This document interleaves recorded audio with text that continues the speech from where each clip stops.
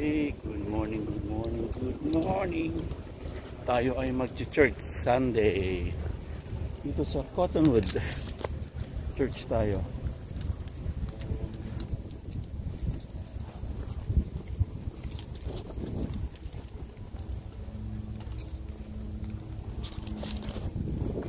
Lipat na doon. Yeah, meron na siyang ano. Meron na siyang cover. Yan dati sa labas. Pero ngayon meron na siyang cover doon. Kinuha na nila ng cover. Yung mga magsisimba yan sa labas. May cover na. Yan o. Gusto nyo sa labas meron na doon. Sa loob.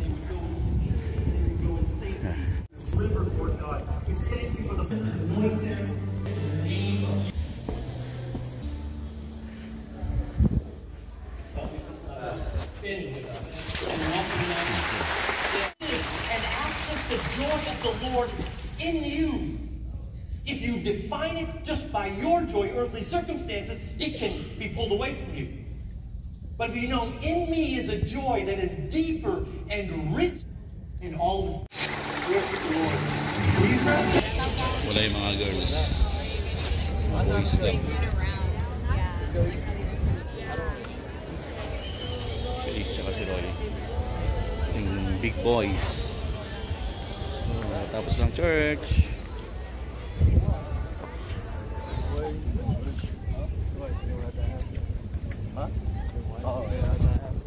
Init.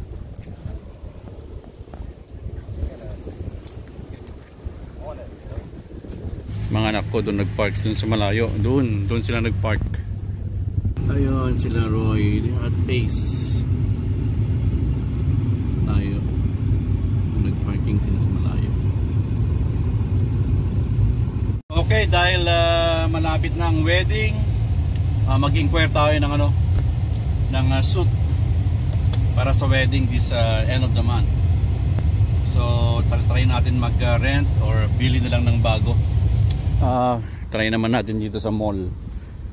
I don't know kung mas maganda yung offer nila dito. Baka may sale. Dito na lang tayo. Check natin.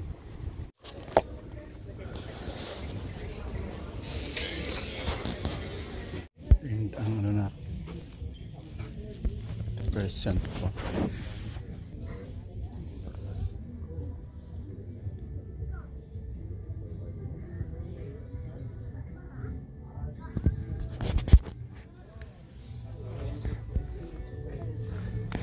Sana pero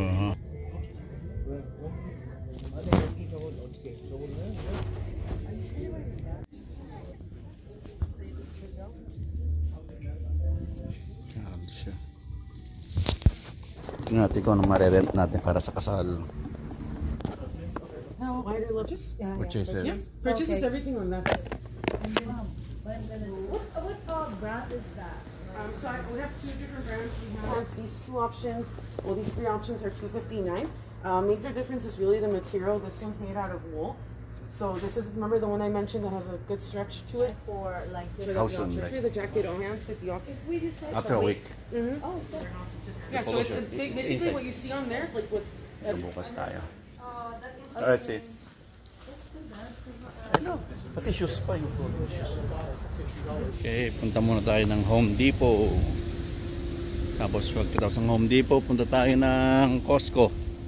Home Depot muna tayo. Home Depot tayo.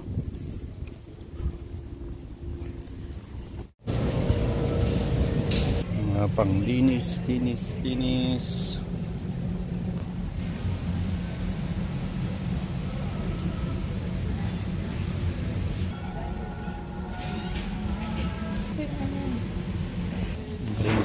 Mga camera. It's cute.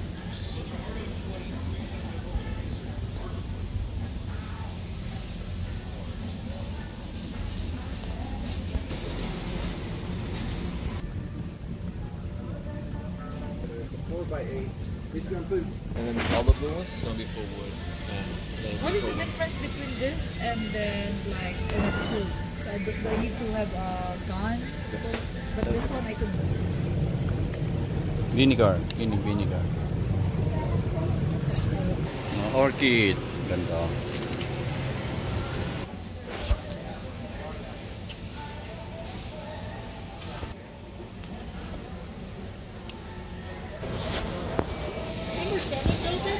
Okay, tara naman sa Costco. After Home Depot, Costco tayo. Costco, mainit. Mainit.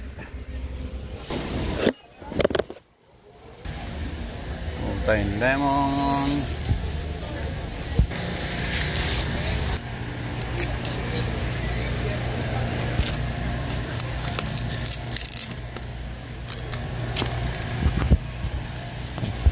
Lobster 24.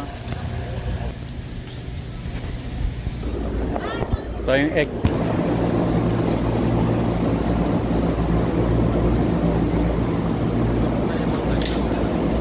Wala.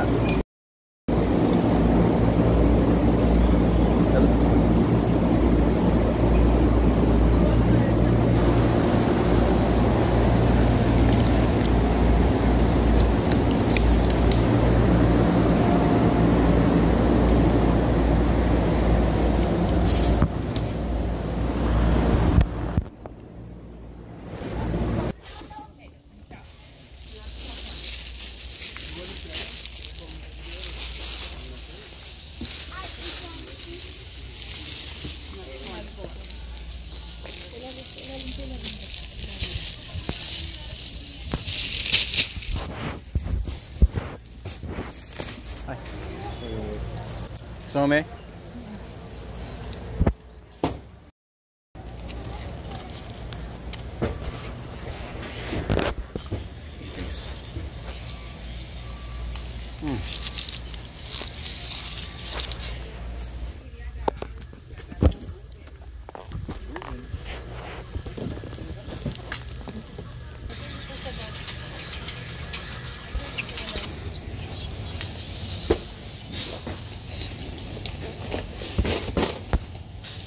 Kahit tinidor lang, kahit wag ng ano. Mga pizza.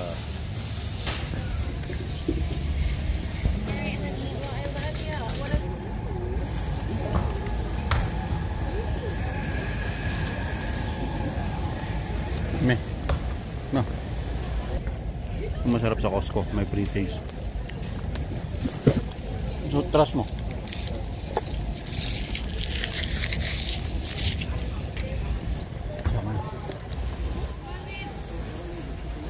Laki.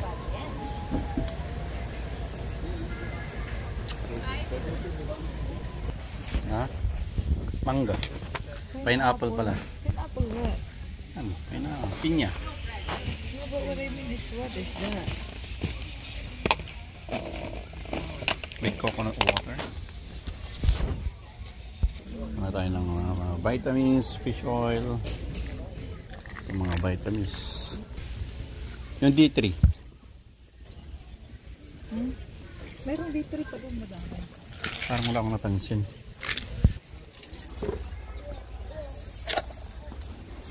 Skitties.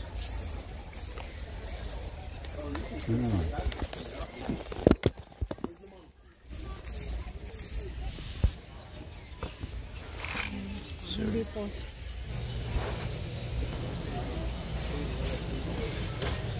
Yeah.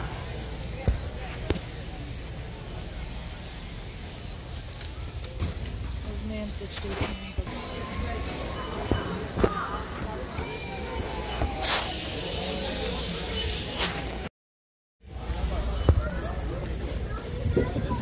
Hindi ka heavy.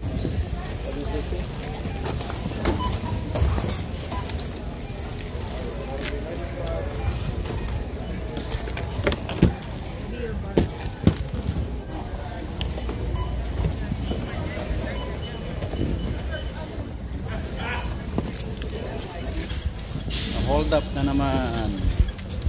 $317.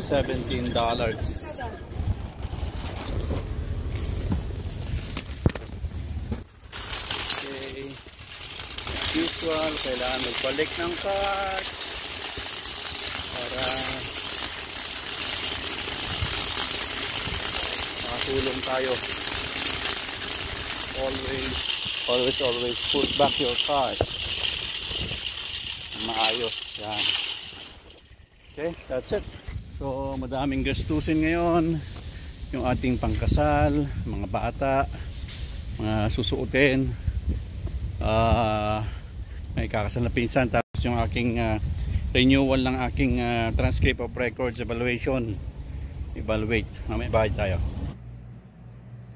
Okay, tayo ay magbabayad ng ating evaluation ng transcript, kasi yung last na evaluation ng transcript ko was nabasuran na kasi more than 3 years na yon or 5 years. So magpapa-re-evaluate ulit tayo ng transcript of records from the Philippines na ipasa na, nakuha na ng utol ko sa school ko, then sinubmit na dito sa International Consultants of Delaware.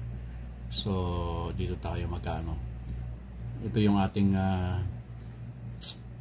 ang site kung saan tayo magpapare-evaluate ng ating transcript of records. So pwedeng gamitin to sa dalawang klaseng exam, EAB tsaka yung ASCPI. So mag-login tayo tapos magbabayad tayo. Medyo mahal. Okay. So ito ang ating fee for the evaluation. So yan, International Consultants of Delaware. Ito yung profile ko, yung aking CT, yung aking number, applicant ID number. So phone number, etc. So ang bill ko is 325. So marami tayong gastusin ngayon, no? Ito yung evaluation na to, I think pwede kong gamitin ng aking transcript, pwede kong gamitin sa dalawang klaseng exam, yung dalawang state exam. So ito para ma-re-evaluate ulit yung aking transcript of records from the Philippines. So okay, so dati kasi yung pinare-evaluate ko noon is pasuna. So apply tayo ulit, medyo mahal to. So 325, tapos iba pa yung exam, so marami pang gastusin. So apply tayo, tapos bayad tayo.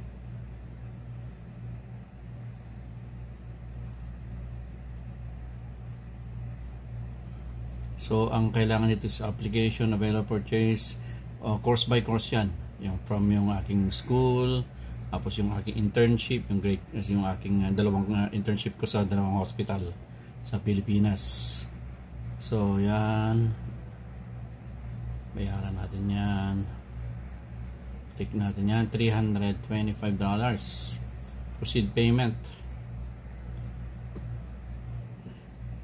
Ayun, payment successful. Yan, lumipad ng ating pera. Ayan po ang ating mga bayarin ngayon. So notification, ito pala yung ano nyo, hindi pala 3 years, iba ito dati 3 years So course by course, credential evaluation to review, edit or receive resibo. So application review, order date ngayong araw na to, August 11. Then expiration next year. Damn, really? Application status tracker, so application is still the interview requirements. So wait natin. So International Consultants of Delaware has made easier applicants. So yeah, not authorized through so 1 year expiration date. Yung application siguro. Ito yung pagkakalang ko. Click natin yung